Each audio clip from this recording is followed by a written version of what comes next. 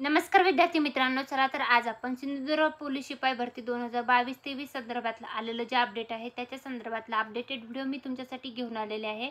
28 जून 2024 रोजी police batsman भरती करता प्रवेशपत्र दिलेल्या उमेदवारांकरता सूचना आहेत. 28/6/2024 रोजी सिंधुदुर्ग जिल्हा पोलीस दलात महिला उमेदवाराची भरती प्रक्रिया घेण्यात येणार असल्यामुळे खालील नमूद पुरुष बॅट्समन उमेदवारांनी दिनांक 28/6/2024 रोजी सकाळी 6 ऐवजी 9 वाजता प्रवेशपत्रात दिलेल्या ठिकाणी उपस्थित राहायचं आहे. तर त्याच्या संदर्भातल्या ज्या विद्यार्थ्यांची यादी आहे, नावाची यादी, तर ती देण्यात आलेली. सिंधुदुर्ग पोलीस शिपाई भरती 2022-23 मैदानीची तारीख आहे 28/6/2024 आणि सुधारित मैदानीची वेळ जी आहे तर ती 9 वाजताची असणार आहे.